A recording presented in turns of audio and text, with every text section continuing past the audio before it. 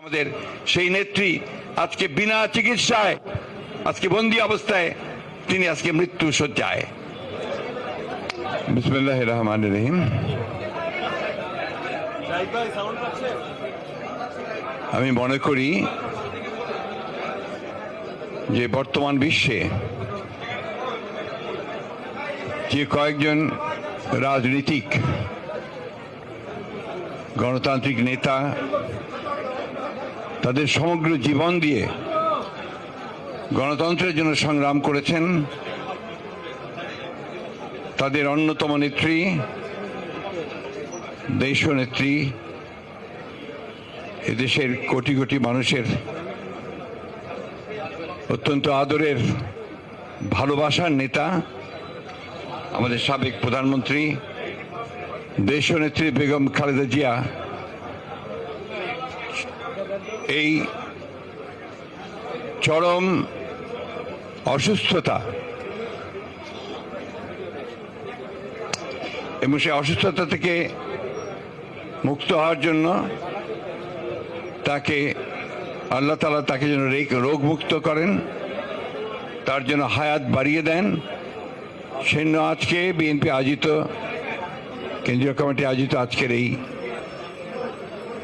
আজকের এই মিলাদ মাহফিলে উপস্থিত হয়েছেন আমাদের বিএনপির জাতীয় নেতৃবৃন্দের সঙ্গে আমাদের জাতীয় স্থায়ী কমিটির সম্মানিত সদস্য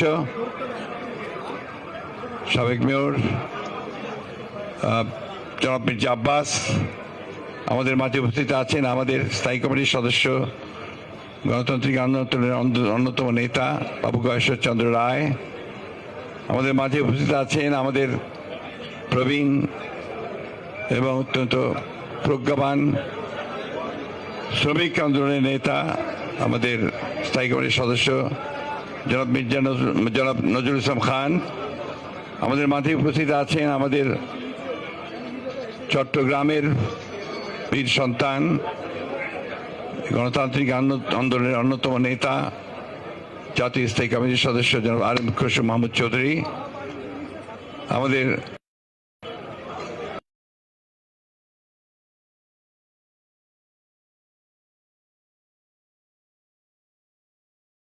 কমিটির সদস্যবৃন্দ এবং যুগ্ম মহাসচিববৃন্দ, সাংগঠনিক সম্পাদকবৃন্দ এবং বিভিন্ন বিএনপি অঙ্গ সংগঠন সমিতির নেতৃবৃন্দ, প্রিয় ভাই বোনেরা, আসসালামু আলাইকুম। আমাদের দেশনেত্রী বেগম খালেদা জিয়া তিনি এই ভয়াবহ যে ফ্যাসিস্ট সরকার তাদের রাজনৈতিক প্রতিহিংসার কারণে আজকে দীর্ঘকাল ধরে তিনি কারারুদ্ধ রয়েছেন। আপনারা সবাই জানেন, আমি এর পুনরাবৃত্তি শুধু এইটুকু বলতে চাই যে সম্পূর্ণ একটা মিথ্যা মামলায়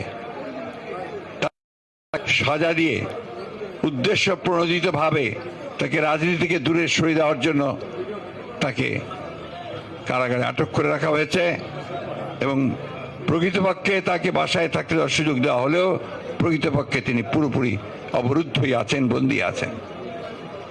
আমরা এও জানি যে তিনি এই অবরুদ্ধ অবস্থায় সেই কারাগার থেকেই অসুস্থ হয়েছেন, তার কোনো চিকিৎসা হয়নি।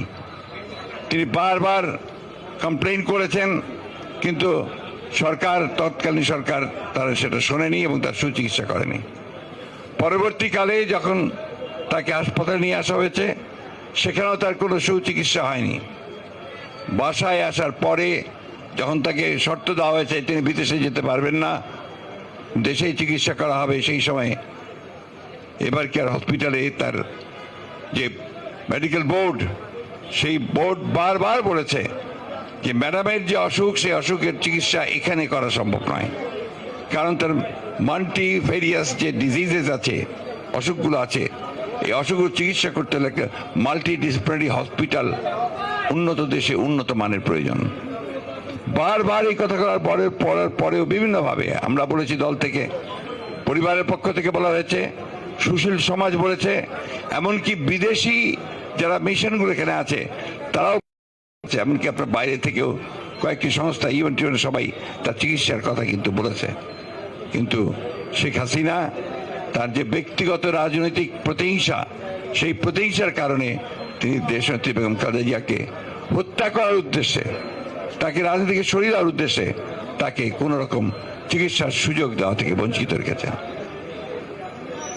প্রিয় বন্ধুগণ, আমরা সবাই জানি, বারবার দেখছি যে এই আজকে আওয়ামী লীগ সরকার যারা দাবি করে যে তারা নির্বাচিত সরকার, যারা কোনো মতেই নির্বাচন করে কোনো সময় আসেনি, সম্পূর্ণভাবে একটা প্রহসনী নির্বাচন তামাশা করে জোর করে শুধু রাষ্ট্রযন্ত্রকে ব্যবহার করে তারা আজকে ক্ষমতা দখল করে বসে আছে এবং বাংলাদেশের মানুষের এক এক করে সমস্ত অধিকারগুলো তারা কেড়ে নিয়েছে, গণতান্ত্রিক ব্যবস্থাকে ভেঙে দিয়েছে, বিচার ব্যবস্থা ভেঙে দিয়েছে, মানুষের কথা বলার অধিকার কেড়ে নিয়েছে, এমনকি মানুষের যে বেঁচে থাকবার যে ন্যূনতম যে অধিকারগুলো সেগুলো তারা আজকে কেড়ে নিয়েছে। এই সরকার যারা জোর করে নির্বাচিত অবৈধ সরকার, তারা আজকে সমগ্র দেশটাকেই বিক্রি করে দিয়েছে। আপনারা দেখেছেন যে কয়েকদিন আগে কয়েকজন পুলিশ কর্মকর্তা তাদের দুর্নীতির কাহিনী বেরোলো।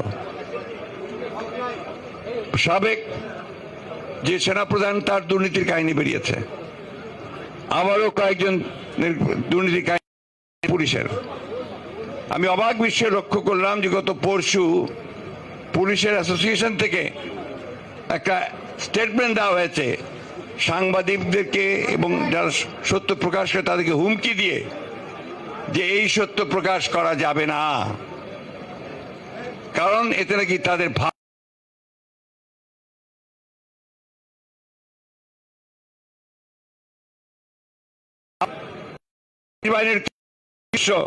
তারা কিভাবে এই অবৈধ সরকারের সঙ্গে যোগ সাজস করে তারা বিত্ত বৈভব একটা দুর্নীতি পাহাড় গড়ে তুলেছে। শুধু তাই নয়, তারা রাষ্ট্রযন্ত্রকে ধ্বংস করছে এবং গণতন্ত্রকে ধ্বংস করার দায়ও তাদেরকেই নিতে হবে যারা এই বিষয়ে জড়িত আছেন।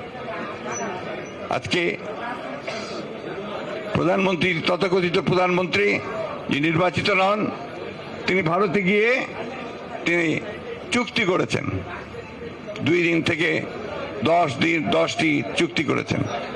চুক্তিগুলো আমরা দেখলাম যে চুক্তিগুলো বেশিগুলো বলাই হচ্ছে আপনার একটা মেমোরেন্ডাম পার্টিকেল সই করেছেন, আর অনেকগুলো চুক্তি তারা করবেন, কারিগরি আপনার দল পাঠাবেন, সেইগুলো নিয়েছে। কিন্তু আমাদের যে সমস্যাগুলো, আমাদের যে তিস্তার পানির যে ন্যায্য হিস্সা আমরা পাচ্ছি না, সেই ব্যাপারে কোনো চুক্তি হয়নি।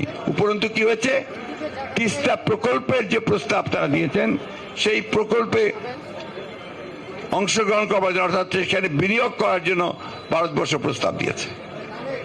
আমাদের প্রশ্ন খুব পরিষ্কার, আমরা সবার আগে তিস্তার পানি ন্যায্য বন্টন চাই এবং ভিন্ন সমস্ত অভিন্ন যে নদীগুলো আছে প্রত্যেকটি নদীর আমরা আমাদের হিস্সাটা চাই, এটা আমাদের অধিকার, আন্তর্জাতিক আইনের অধিকার। এই কথাগুলো সরকার বলতে সম্পূর্ণ ব্যর্থ হচ্ছেন।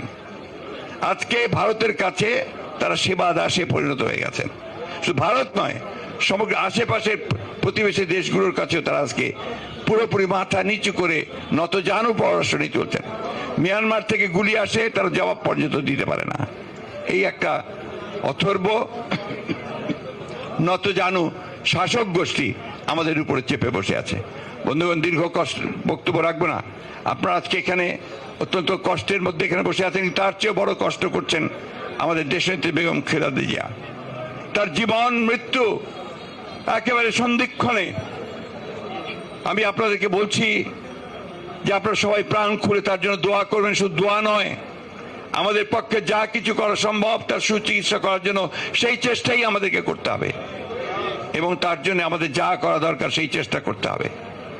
আমরা আসুন পরম করুণাময় আল্লাহ তাআলার কাছে এই দোয়া চাই যে আল্লাহ তাআলা যেন আমাদের গণতন্ত্রের প্রতীক, যিনি আমাদেরকে স্বৈরাচারের কাছ থেকে গণতন্ত্র এনে নেতৃত্ব দিয়েছিলেন, যিনি এই দেশে বহুদলীয় গণতন্ত্রকে আরো শক্তিশালী করার জন্য সংসদীয় গণতন্ত্র প্রবর্তন করেছিলেন, যিনি কেয়ারটেকার গভর্নমেন্টকে সংবিধানের সংযোজন করে তিনি এই দেশের মানুষের ভোটের অধিকারকে নিশ্চিত করেছিলেন, যিনি এই দেশের মানুষকে তার আর্থিক মুক্তির জন্য কাজ করেছিলেন, যে কারণে তখন বিদেশের পত্রিকাগুলোতে লেখা হতো ইমার্জিং টাইগার। একটা ভাগ বেরিয়ে আসছে অর্থনৈতিক দিক দিয়ে বাংলাদেশ। কিন্তু দুর্ভাগ্য, আমাদের সেই নেত্রী আজকে বিনা চিকিৎসায় আজকে বন্দি অবস্থায় তিনি আজকে মৃত্যু শয্যায়। আপনারা আল্লাহর কাছে দোয়া করেন। আমি আপনাদেরকে অনুরোধ করব, আমাদের সকল নেতৃবৃন্দের পক্ষ থেকে আসুন আমরা আজকে কায় মনোবাক্যে আল্লাহ তাআলার কাছে এই দোয়া করি যে আল্লাহ তাআলা যেন তার জান বকশে দেন, তাকে আমাদের মাঝে ফিরিয়ে দেন, আমরা যেন তার নেতৃত্বে আবার সবাই আগের মতো জেগে উঠতে পারি এবং এই ভয়াবহ দানব যে আমাদের রাষ্ট্রের, মানুষের, জাতির সমস্ত কিছু ধ্বংস করে দিচ্ছে তাকে যেন আমরা পরাজিত করতে পারি। বন্ধুগণ, আসুন আমরা সেই দোয়াই আল্লাহর কাছে আজকে চাই। আল্লাহ তাআলা আমাদেরকে সেই তৌফিক দেন, সেই শক্তি দেন যেন আমরা আমাদের নিজের পায়ে নিজেরা দাঁড়াতে পারি। বন্ধুগণ, আসসালামু আলাইকুম। আসসালামু আলাইকুম।